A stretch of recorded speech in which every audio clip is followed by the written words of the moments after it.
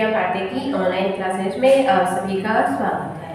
अब कक्षा 10 में संस्कृत व्याकरण में समास प्रकरण पढ़ रहे हैं, जिसमें हमने समास की व्युत्पत्ति, उसका शाब्दिक अर्थ, उसकी परिभाषा और फिर समास के भेद आदि सब हमने अध्ययन किए हैं।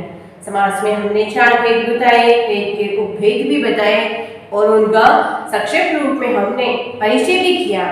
अब आगे हम उसी पे समास के भेद में प्रथम जो समास है अव्ययीभाव समास, उसके बारे में आज अध्ययन करते हैं। उसकी क्या परिभाषा है, उसे समझने के लिए उदाहरण के माध्यम से हम अच्छे से उसे समझते हैं। तो आप देखिए अव्ययीभाव समास, जिसका संस्कृत में क्या परिभाषा है। सर्वप्रथम वो प्रायः पूर्व पदार्थ प्रधानो अव्ययीभाव है, अर्थात जिसमें पूर्व पद का अर्थ ही प्रधान होता है वह अव्ययीभाव समास होता है। तो पूर्व पद और उत्तर पद ये भी समास की परिभाषा में लिखवाया हुआ है। तो प्राय करके जिसमें पूर्व पद का अर्थ प्रधान होता है वह अव्ययीभाव समास कहलाता है। इसमें पूर्व पद अव्यय उपसर्ग होता है और वही प्रधान होता है, मुख्य होता है, तथा दूसरा पद संज्ञा होता है। इस समास में अधिकांश समास पद नपुंसकलिंग एकवचन में रहते हैं। तो ये इसकी अव्ययीभाव समास की परिभाषा है और इसका पहचान का एक तरीका है कि हम अव्ययीभाव समास को कैसे पहचान करें। उदाहरण आ जाए तो उसमें हम प्रथम शब्द हमेशा अव्यय या उपसर्ग होता है।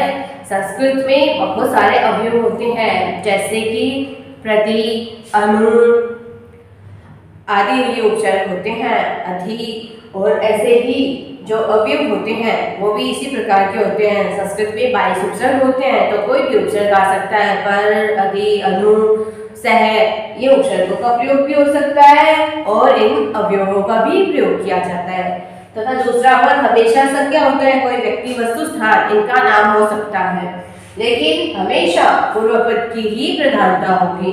जब समस्त पद बन जाएगा, पूर्व पद और उत्तर पद दोनों को जब हम जोड़ेंगे तो वो समस्त पद अधिकतर नपुंसकलिंग एकवचन में रहेगा। तो नपुंसकलिंग एकवचन के आधार पे इसके कुछ उदाहरण देखिए, जैसे निर्मक्षिकम। अब आप इसमें पहचान कर सकते हैं, इसका पूर्व पद यह निर उपसर्ग होता है। तो निर उपसर्ग हो गया मक्षिका, मक्षिका मक्खी, जहां पे और मक्खियों का अभाव है। निर उपसर्ग जो है वो अभाव के अर्थ में आता है, जहां उस वस्तु को उपयोगिता नहीं है, तो अभाव में। इसलिए इसमें अधिकतर विग्रह करते समय षष्ठी विभक्ति का प्रयोग होता है।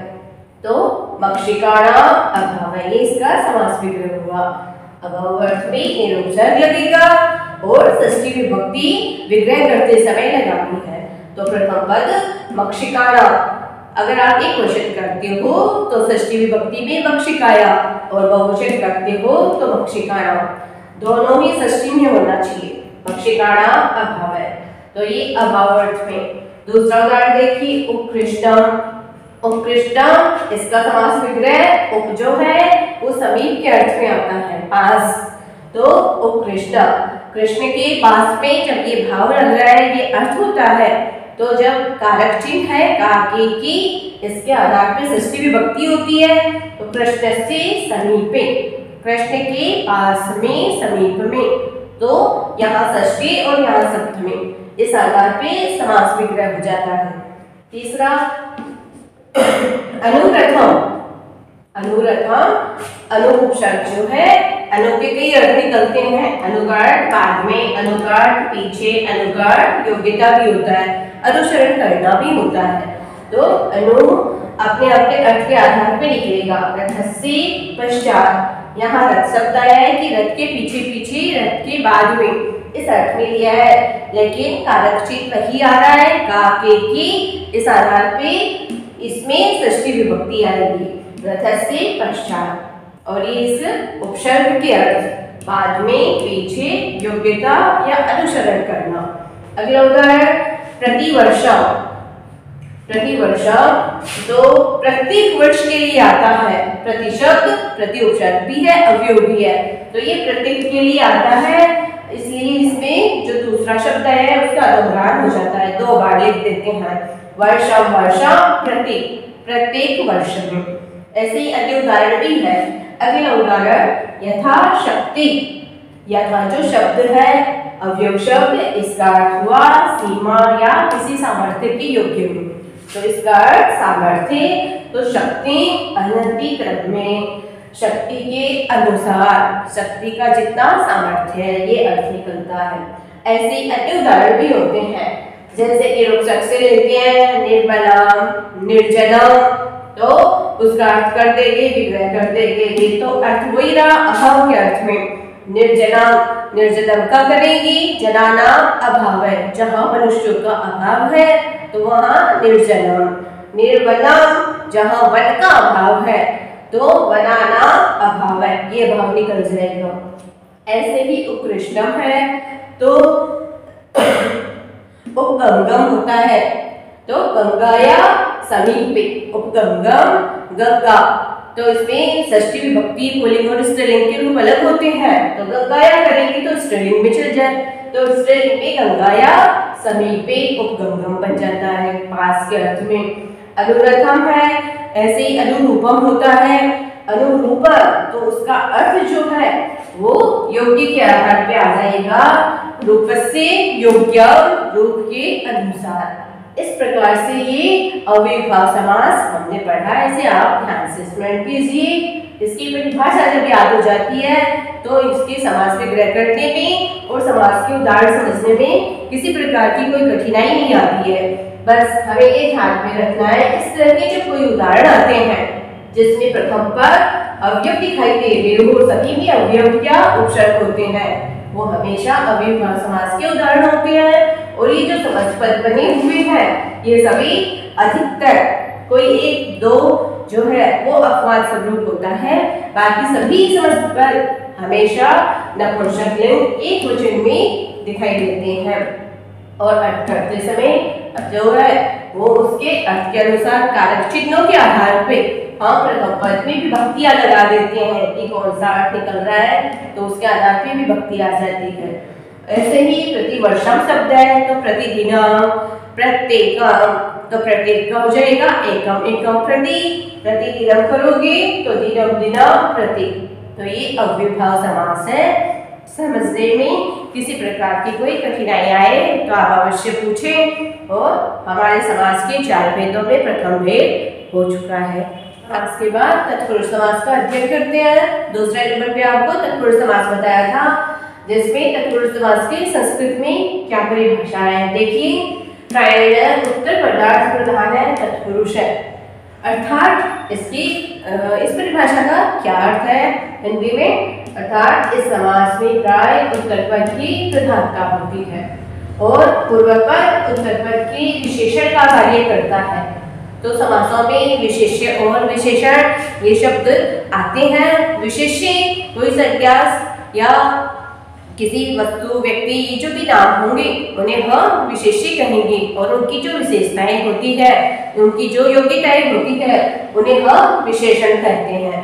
तो ये कह रहे हैं पूर्व पद उत्तर पद के विशेषण का कार्य करता है। समस्त पद में पूर्व पद की विभक्ति का लोप हो जाता है।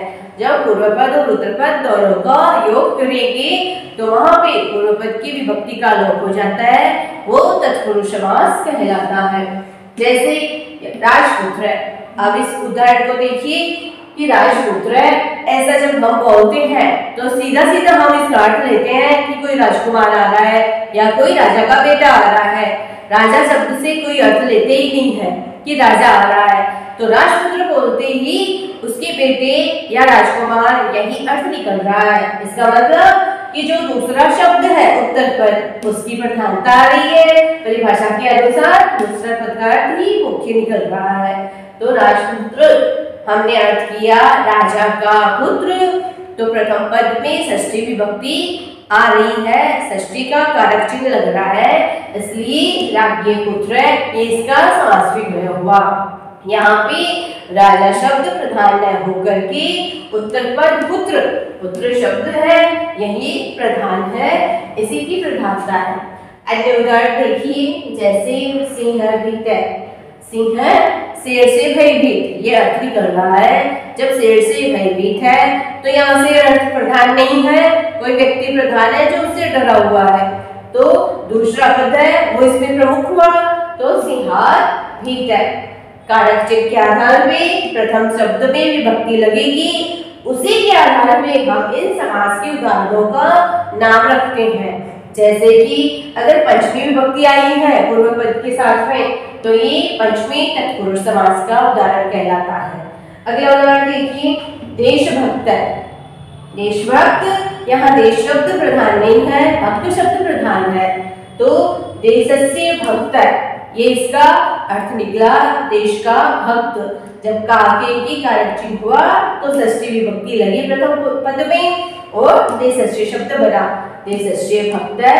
अगला उदाहरण भूत बलि, भूत प्राणी मात्र के लिए, तो भूतेभ्य बलि, प्राणी मात्र के लिए बलि देना, तो यहाँ चतुर्थी विभक्ति आई है, अतः हम अगर समस्त पदों बहुवचन में ले रहे हैं तो भूतेभ्य, और अगर इसे हम एक वचन में कर रहे हैं तो भूताय, तो भूतेभ्य बलि, तो ये चतुर्थी तत्पुरुष समास कहलाता है।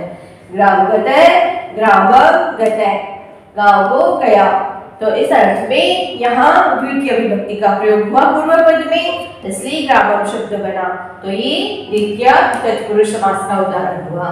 चोर भया, इसमें चोर से भयभीत, चोर शब्द की प्रधानता न होकर के और जो कोई व्यक्ति भयभीत है उत्तर पद है उसकी प्रधानता दिखाई है, इसलिए चोरात भया, चोर से भयभीत, तो यहाँ पूर्व पद में पंचमी विभक्ति लगी है, इसलिए ये पंचमी तत्पुरुष समास का उदाहरण हुआ।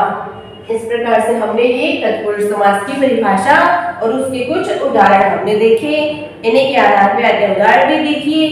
तत्पुरुष समास के दो भेद बताए थे कि कर्मधारय समास इसका भेद है और कर्मधारय का उपभेद जो है द्विगु समास है, तो अगली बार उनका अध्ययन करेंगे।